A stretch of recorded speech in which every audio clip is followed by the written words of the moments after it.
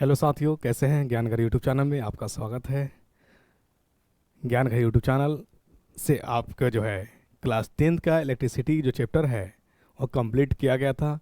ये चैप्टर उन साथियों के लिए, उन विद्यार्थियों के लिए काफ़ी लाभकारी साबित होने वाला है जिनका क्लास 10th का यानी बोर्ड इस साल एग्ज़ाम देने यानी आपका जो है 24 में 10th में है और 25 में वो बोर्ड के एग्ज़ाम देंगे।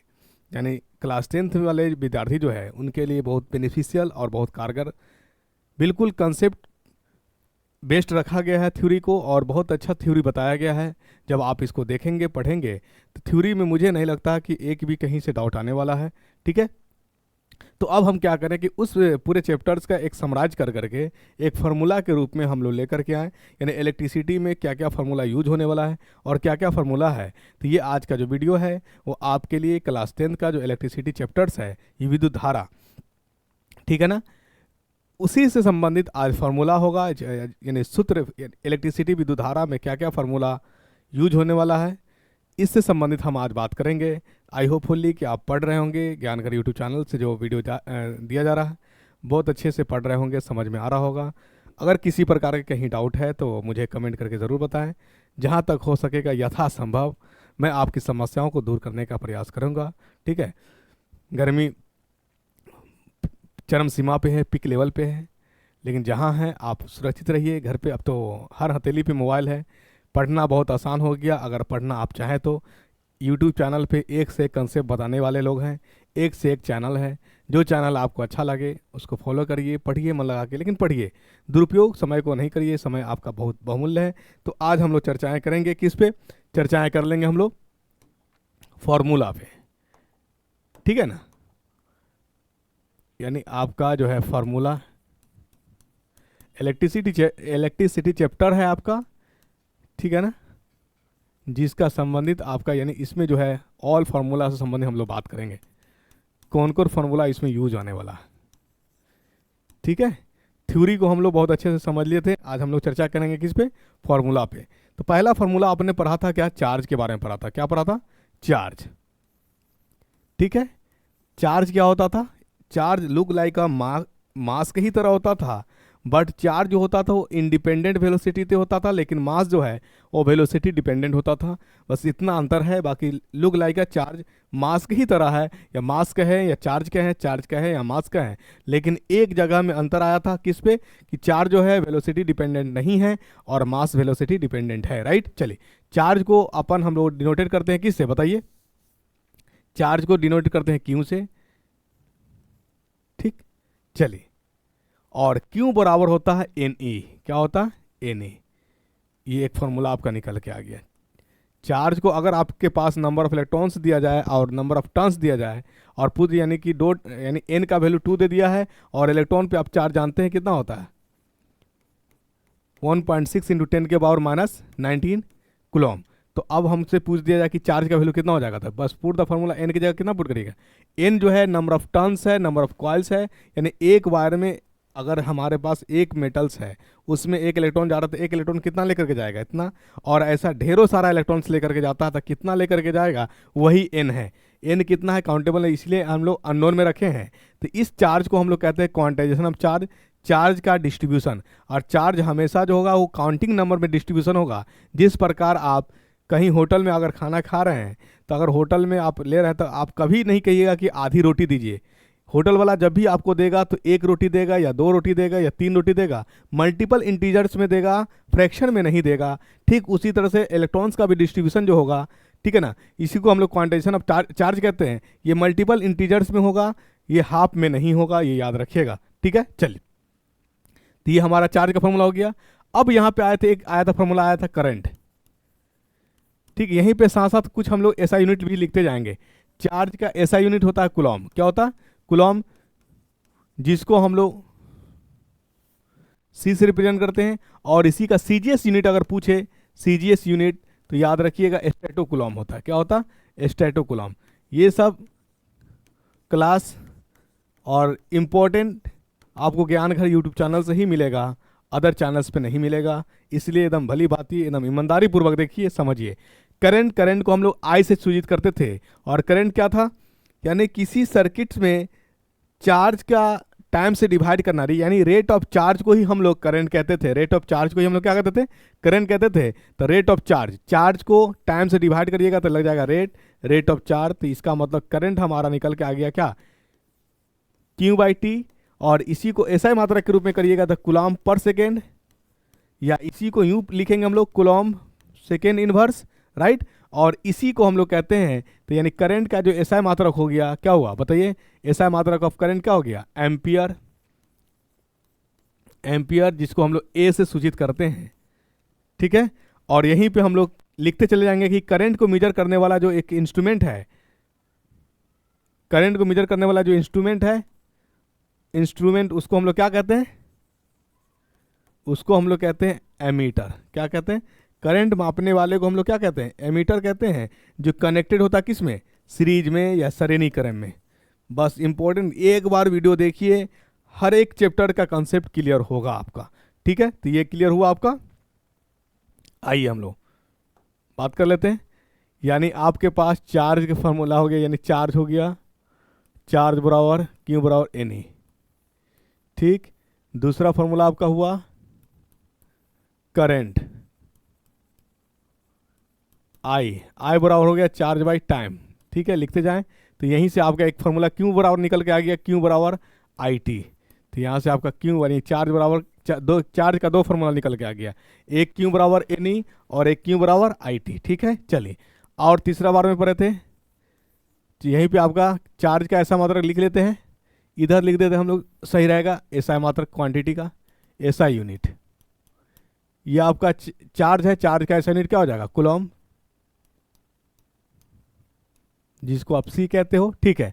चलिए, करंट है, करंट का ऐसा मतलब क्या हो जाता है, एम्पियर, जिसको आप A कहते हो, राइट। चलिए, अब उसके बाद आ गया था पोटेंशियल डिफरेंस, जिसको आप वोल्ट कहते हो, पोटेंशियल डिफरेंस, ठीक है। यानी पोटेंशियल एनर्जी का डिफरेंस, पोटेंशियल एनर्जी का डिफरेंस होना एट 2 पॉइंट, इसी को हम लोग कहते हैं, यानी 2 पॉइंट के बीच पोटेंशियल एनर्जी का डिफरेंसेस ही पोटेंशियल डिफरेंस कहते हैं। और यही हमारा वोल्टेज कहलाता, क्या कहलाता, वोल्टेज कहलाता। चलिए, इसका फॉर्मूला होता था work done by charge, work done by charge, ठीक है। या कहीं कहीं ये लिखा रहेगा आपका E/चार्ज, यानी वर्क डन को हम लोग SI मात्रा क्या कहते हैं, जूल। एनर्जी का भी SI मात्रा क्या होता है, जूल। तो ये लिखा रहेगा वर्क डन बाई चार्ज, ठीक है। चलिए, इसका ऐसा मात्रा जो होता है वोल्ट होता है, इसका ऐसा मतलब क्या होता है, इसको हम लोग V से रिप्रेजेंट करते हैं, राइट। चलिए, करंट को मेजर करने वाले इंस्ट्रूमेंट का नाम है, इसका इंस्ट्रूमेंट का नाम है क्या, एमीटर। एमीटर जो कनेक्टेड होते हैं किस में, सीरीज में, जो कनेक्टेड होते हैं सीरीज में, ठीक है। यहां तक क्लियर हुआ। चलिए, अब आपका आता है चौथा जो यूज होने वाला, आपका क्या होने वाला, आपका हो गया चार्ज हो गया, करंट हो गया, पोटेंशियल डिफरेंसेस हो गया। यहीं से आपसे वर्क डन का फॉर्मूला पूछेगा, वर्क डन का फॉर्मूला क्या हो जाएगा, वर्क डन का फॉर्मूला, तो वहां से वर्क डन का फॉर्मूला निकल के आ गया V/Q, ठीक है। ये लिखिएगा, पोटेंशियल यानी वोल्टेज इंटू चार्ज को ही हम लोग वर्क डन कहते हैं, ठीक है। चलिए, और यहीं से हमारा पास अब एक यानी वर्क डन का ऐसा मतलब क्या हो जाएगा, जूल हो जाएगा, क्या हो जाएगा, जूल हो जाएगा, ठीक है। चलिए, यहाँ तक क्लियर। आइए आगे बात कर लेते हैं हम लोग।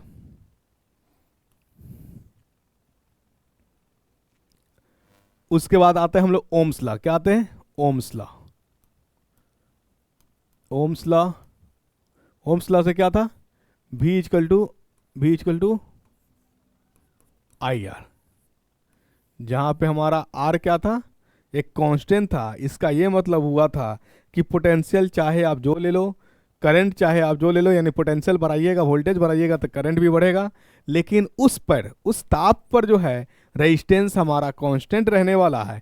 इसी को हम लोग कहते थे ओम्स लॉ से रेजिस्टेंस का कांस्टेंट होना एट कांस्टेंट टेम्परेचर। यानी जिस ताप पे आप, यानी कोई ताप को आप फिक्स कर दिए 25 डिग्री मान लिया, 35 डिग्री, कोई भी ताप पे वोल्टेज जितना भी बढ़ा दीजिए, तो वोल्टेज बढ़ाइएगा तो ऑब्वियसली करंट भी बढ़ेगा, लेकिन प्रतिरोध पे, रेजिस्टेंस पे कोई प्रभाव नहीं आने वाला है। आई बात समझ में। बस एक एक चीज़ को समझते जाइए बारीकी से, कॉन्सेप्चुअली, तो बेहतर होगा, आपको समझ में आएगा। चलिए, अब यहाँ से हमारे पास रेजिस्टेंस आ जाता है। क्योंकि नया चीज़ यानी करंट से आप रूबरू होकर के, वोल्टेज से रूबरू होकर के, या आप रजिस्टेंस से नहीं है तो रजिस्टेंस आ जाता है यहाँ पे आपका। ठीक है, तो रजिस्टेंस हमारे पास जो होते हैं, एक ओम्स लॉ से फॉर्मूला हमारे पास हो गया क्या, बी यानी आर बराबर वी बाई आई हो गया। ठीक, इसको आप वोल्ट बाई एम्पियर कहेंगे, जिसको हम लोग एसआई मात्रा कहेंगे। प्रतिरोध का एसआई मात्रा क्या होता है, ओम्स। क्या होता है, ओम्स होता है। ठीक, जिसका सिंबॉलिक रिप्रेजेंट कुछ इस प्रकार है। ठीक है ना। चलिए, अब हमारे पास रेजिस्टेंस दो तरह से कनेक्टेड होते हैं। क्या होते हैं, रेजिस्टेंस का जो कनेक्शन होता है हमारे सर्किट में, वो दो तरह से होते हैं। कितने तरह से, दो तरह से। कौन कौन, बोलिए। एक सीरीज और एक पैरेलल। ठीक, यहां तक समझ में आया, तो हम लोग आगे बढ़ते हैं। सीरीज और पैरेलल, आई बात समझ में। चलिए, सीरीज में जो हमारे पास जो रेजिस्टेंस होंगे, R equivalent, R effective, R one, जो भी कनेक्टेड हमारे पास दिया हुआ R two plus R three dot dot dot R n तक होगा। इसका कुछ एग्जाम्पल हमारे पास, मान लीजिए ये इस तरह से है, चला गया। ठीक है, तो ये मान लीजिए आर वन हो गया, ये आर टू हो गया, ये आर थ्री हो गया, डॉट डॉट डॉट। तो यहीं पे हमारा आर इक्विवेलेंट कहाँ निकल के आ गया, बोलिए।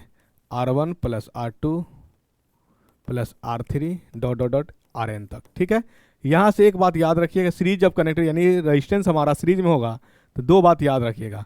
करंट जो होगा हमारे पास,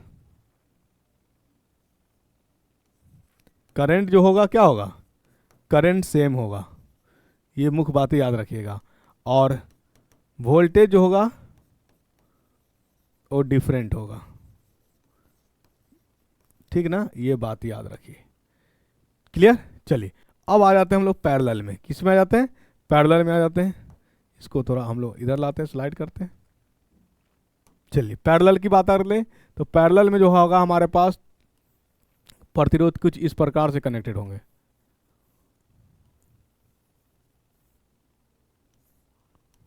ठीक है, कुछ इस प्रकार होंगे। अब यहाँ मान लीजिए आर वन है, ये आर टू है, ये आर थ्री है, इससे आर इक्विवेलेंट पूछे आपसे। पैरेलल का मतलब हो रेसिप्रोकल होगा, वन बाई आर इक्विवेलेंट। तो क्या हो जाएगा, ये one by R one plus one by R two plus one by R three. अगर एन टाइम्स होता तो क्या हो जाए, dot dot dot plus one by R n हो जाता। ठीक है, यानी हमने तीन ही सर्किट तक लिया, अगर जाते होता इससे भी तो आप क्या कर जाते, बढ़ा लेते। राइट। चलिए, अगर मान लिया जाए, यहाँ पे हम लोग लिख लेते हैं कि अगर हमारे पास जो है प्रतिरोध, दो प्रतिरोध हमारा पैरेलल में है कुछ इस प्रकार। ठीक है, ये हमारा R1 है, ये हमारा R2 है, और ये पैरेलल में है, और इसका इक्विवेलेंट पूछे तो बस कुछ नहीं, जब दो सर्किट यानी दो रेजिस्टेंस पैरेलल में कनेक्टेड होंगे तो आर इक्विवेलेंट का फॉर्मूला लगा दीजिएगा, R1 into R two by R one plus R two. ये आपका डायरेक्ट पुट कर दीजिएगा, आंसर बन जाएगा। राइट। चलिए, इसमें दो बात मुख्य याद रखिएगा। इसमें जो होगा करंट क्या होगा, करंट डिफरेंट होगा, करंट क्या होगा, डिफरेंट होगा। और पोटेंशियल क्या होगा, पोटेंशियल यानी वोल्टेज होगा, पोटेंशियल सेम होगा। यानी जितना वोल्ट सप्लाई किया जाएगा, अगर 6 वोल्ट तो ये इसमें भी 6 वोल्ट आएगा, इसमें भी 6 वोल्ट आएगा। राइट। लेकिन करंट अलग अलग होता है। कितना करंट होगा, अगर मान लिया कि इसमें करंट, मान लिया कि टोटल करंट हम सप्लाई कर रहे हैं आई, तो इसमें जाएगा मान लिया आई वन, ये जा रहा हमारा आई टू। ठीक है, तो हमसे अगर पूछ दे आई वन का वैल्यू तो क्या हो जाएगा, तो याद रखिए R one into I total by R equivalent. जिसका पूछे, अगर I2 पूछता तो बस यहाँ I2 लगता, यहाँ पे जिसका पूछे I2 पूछे तो प्रतिरोध हमारा R2 वाला होगा, अगर I1 पूछ रहा तो हमारा प्रतिरोध R1 वाला होगा। राइट। जो पूछे वहाँ पर ये कर दीजिएगा, तो ये फॉर्मूला पुट कर लीजिए आप। तो ये प्रतिरोध से संबंधित हो गया। दो बातें, मुख्य बातें याद रखिएगा। ठीक है, चलिए, अब यहाँ कहानी आती है किसकी, आप जब पढ़ लिए इसके बारे में ओम्स लॉ, तो ओम्स लॉ के बाद एक आ जाता है पावर जनरेट। क्या आता है, पावर जनरेट। तो पावर का फॉर्मूला होता है वी आई। क्या होता है, वी आई। ठीक है, चलिए, और ओम्स लॉ से हम लोग जानते हैं वी क्या होता है, आई आर। और करंट क्या होता है, बोलिए,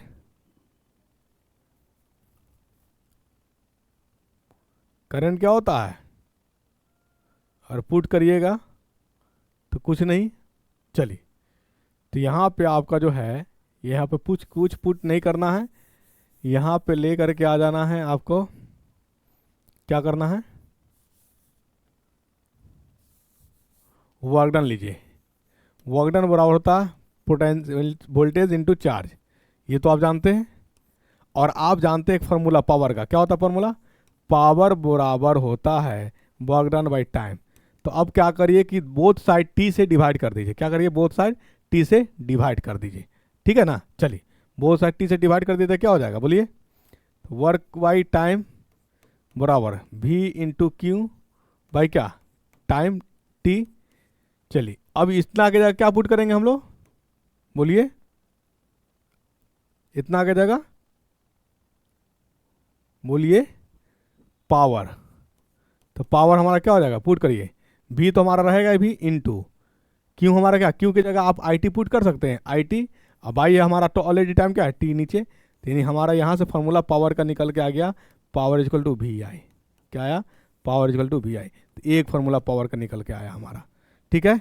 पावर का फार्मूला क्या निकल के आया, एक फार्मूला निकल के आया, पावर इजकल टू वी आई, ठीक है ना। चलिए तो एकदम फार्मूला लिखते हैं। अब यहाँ से पुट करते चेंज करते, यानी 3 फार्मूला आपके पास निकल करके आएगा।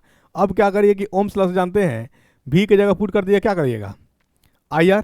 तो रखिए, तो पावर क्या हो जाएगा, बोलिए। जब v बराबर आई रखिए तो पी आई इंटू आर, और ये ऑलरेडी आई है, तो क्या हो जाएगा formula, I square R P equal to. अब अगर मान लीजिए आई की जगह क्या पुट कर दीजिएगा, v by are.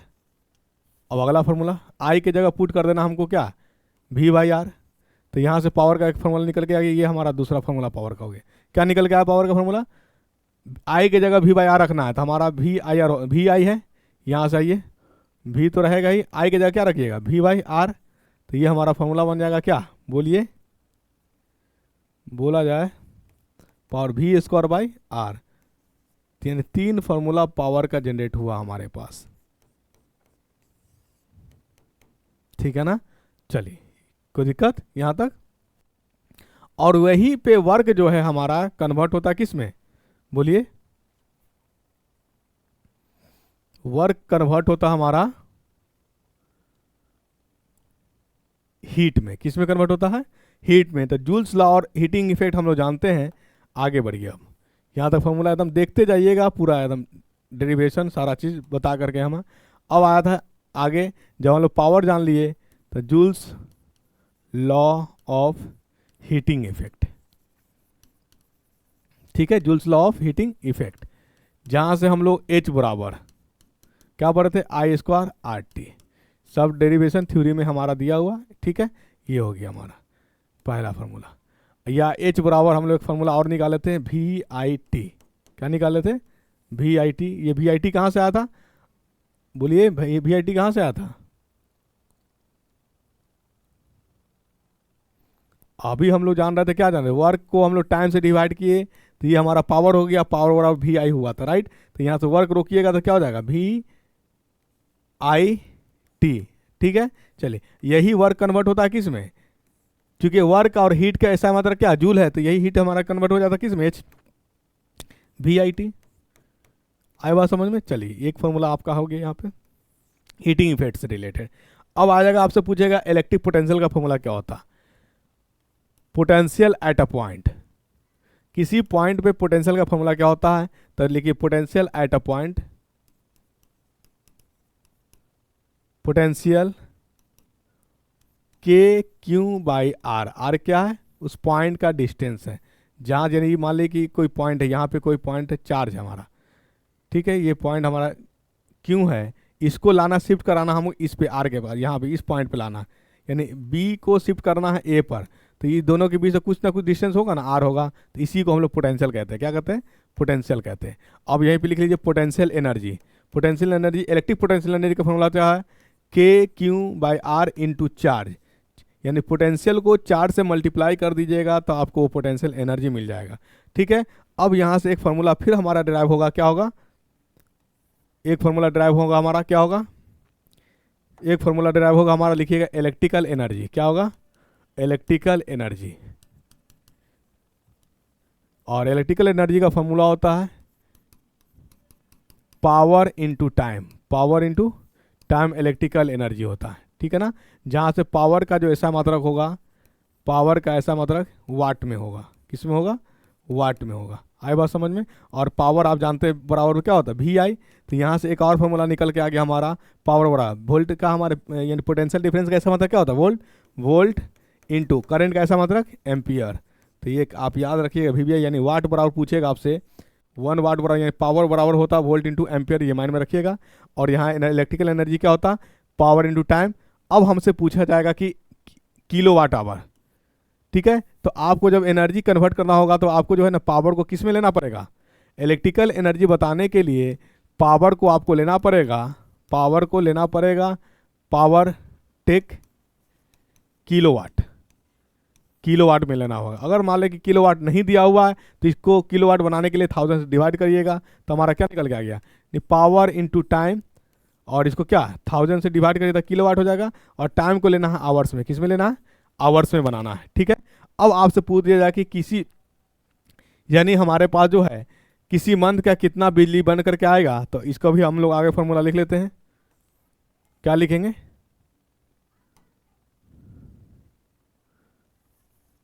Cost of unit of August month, August month, ठीक है ना। चलिए, तो अब सबसे पहले क्या करिए, आपको निकालना है इलेक्ट्रिकल एनर्जी, कॉस्ट है हमारे पास जो भी है, इलेक्ट्रिकल एनर्जी हमारे पास है पावर इनटू टाइम, ठीक है।